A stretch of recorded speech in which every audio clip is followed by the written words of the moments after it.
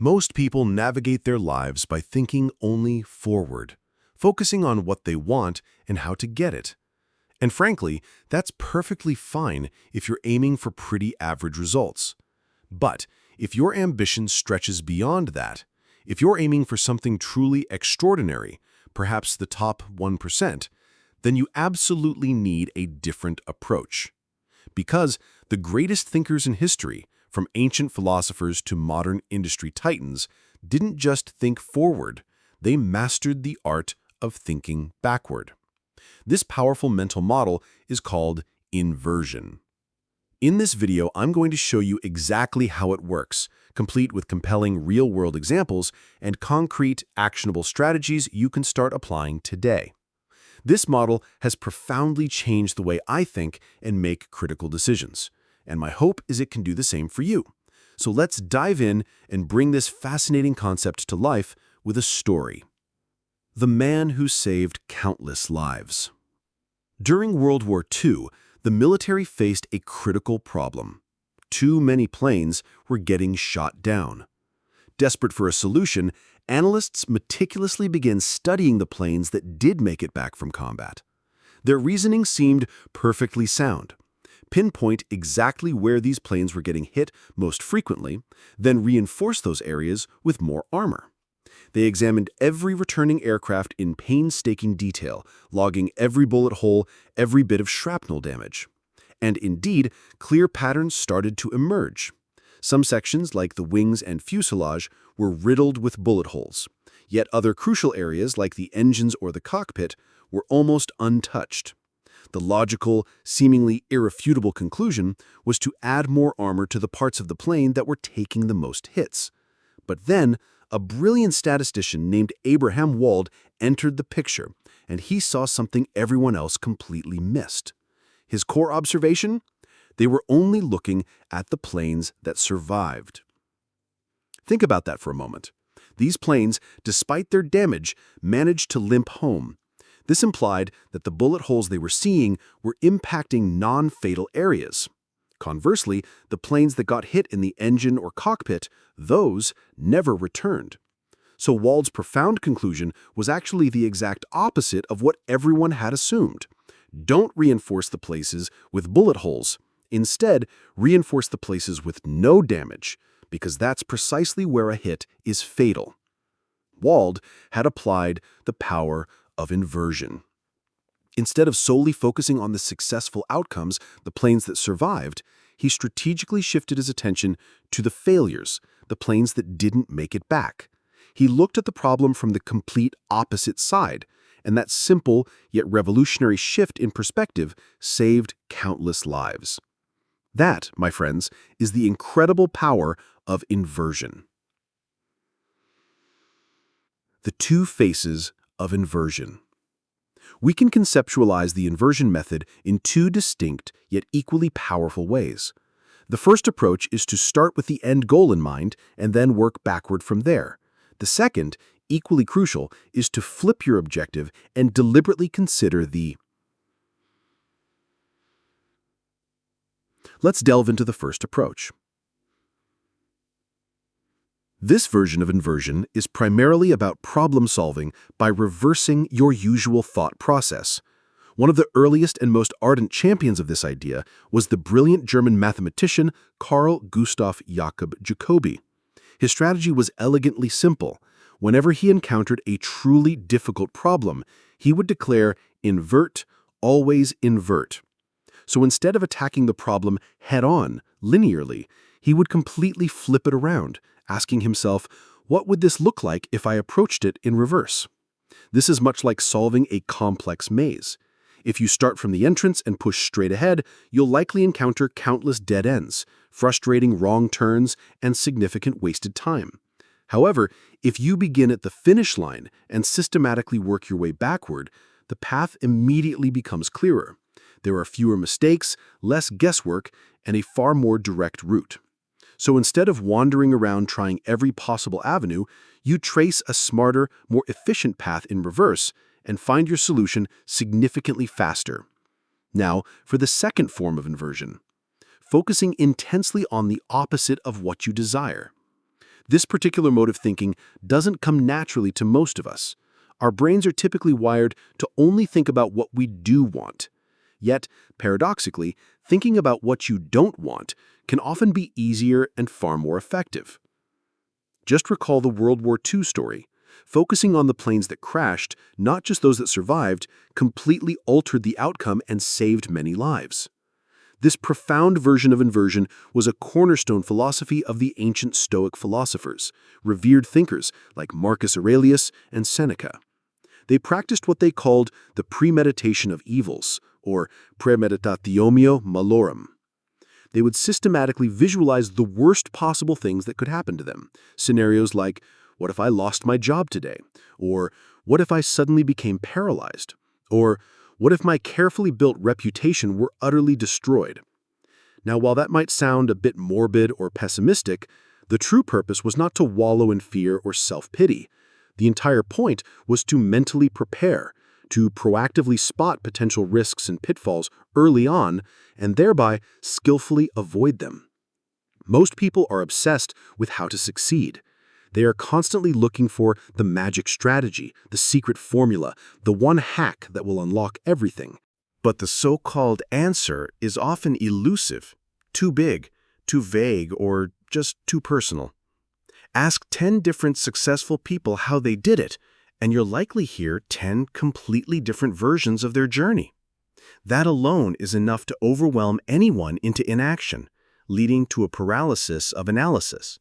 This is precisely where inversion becomes incredibly useful, almost like a superpower.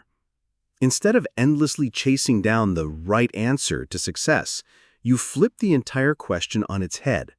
So rather than trying to figure out how to be successful, you invert the problem and look at what would almost guarantee failure.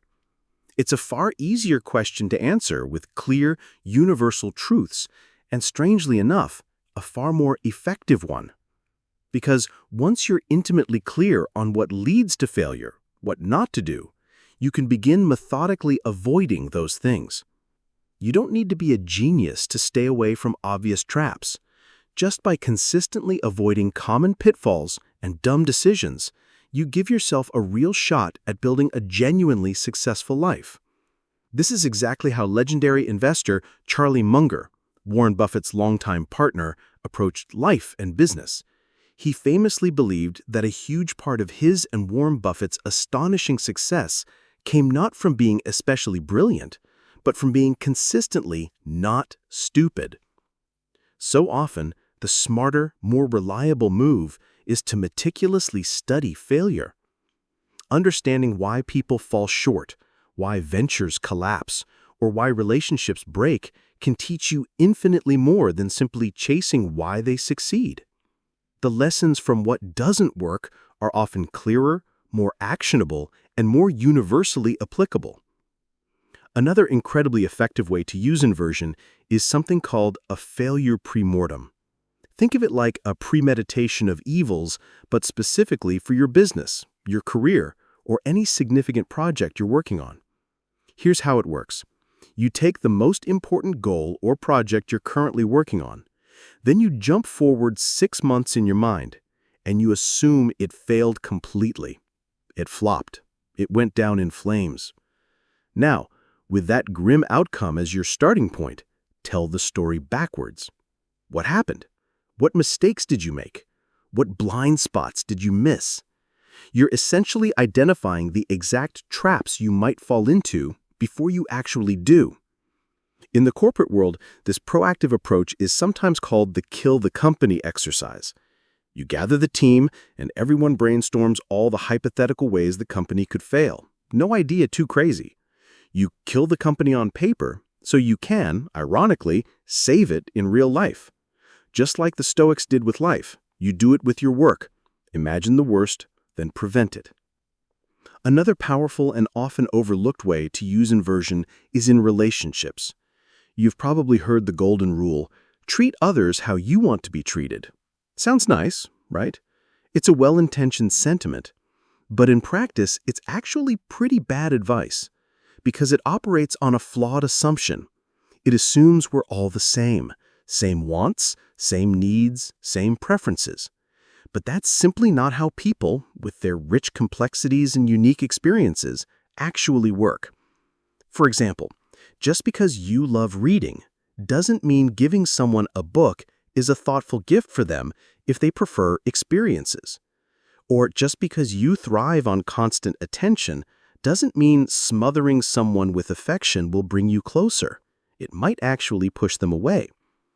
Or just because you love surprise parties doesn't mean someone else won't find them incredibly stressful or overwhelming.